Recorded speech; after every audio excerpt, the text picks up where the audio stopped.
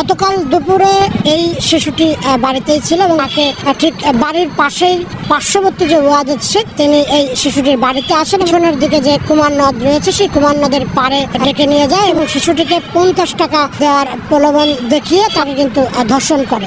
ফরিদপুর পৌর সদরের একটি গ্রামের 60 বছর বয়সী ওয়াজেদ শেখ নামের এক বৃদ্ধের বিরুদ্ধে শিশু একটা বাচ্চা ধর্ষণ করছে। 3য় শ্রেণীর এক শিক্ষার্থীকে ধর্ষণের অভিযোগ উঠেছে।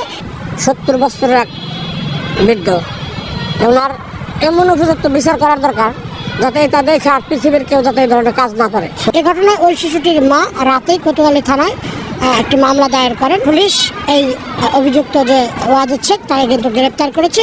সংবাদ পেয়ে পুলিশ ঘটনাস্থলে গিয়ে ধর্ষককে হেফাজতে নিয়ে থানায় আনে। এ ব্যাপারে ভিকটিমের মা রাতেই কোতোয়ালি থানায় একটি ধর্ষকের বিরুদ্ধে এজাহার দায়ের করে ধর্ষণ মামলা। এবং আজ সকালে এই যে ওয়াজেদ শেখ তাকে কিন্তু আদালতের মাধ্যমে জেল হাজতে প্রেরণ করেছে পুলিশ। আমরা নিয়মিত মামলা হিসাবে রুজু করি এবং আসামিকে আদ্য বিজ্ঞ আদালতে প্রেরণ করেছি। স্থানীয় এলাকাবাসী এবং পরিবারের সদস্যদের সাথে কথা বলে জানা গেছে এই শিশুটির পিতা সৌদি আরবে থাকেন। আমি কি করবো, আমার তো কোনো গার্জিয়ান নেই। এলাকার মহিমুরব্বীরা ভাই বেরাদার যারা আছে এরা আমার গার্জিয়ান। আমি তাদের কাছে বলছি, তারা এই যে আইনের ব্যবস্থা নিচ্ছে। এবং তার মা বিভিন্ন বাসা বাড়িতে কাজ করে জীবিকা নির্বাহ করেন।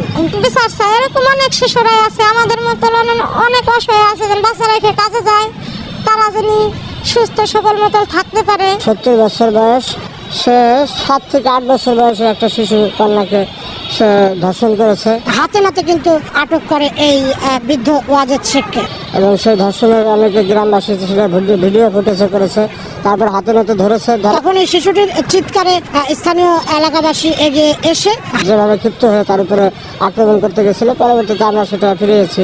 কারণ তার বয়স বিবেচনা, কারণ তাকে যেভাবে আক্রমণ যদি হতো তাহলে হয়তো তার মৃত্যু ঘটতে পারত। এ ধরনের ঘটনা ঘটানোয় ওয়াজেদ শেখের দৃষ্টান্তমূলক শাস্তির দাবি জানিয়েছে এলাকাবাসী।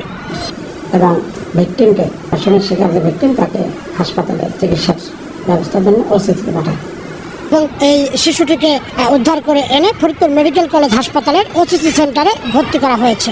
তো দেশের আইন প্রচলিত আইনের প্রতি শ্রদ্ধা রেখে আমরা গ্রামবাসীর সিদ্ধান্ত নিয়েছি তাকে আইনের আওতায় দেব।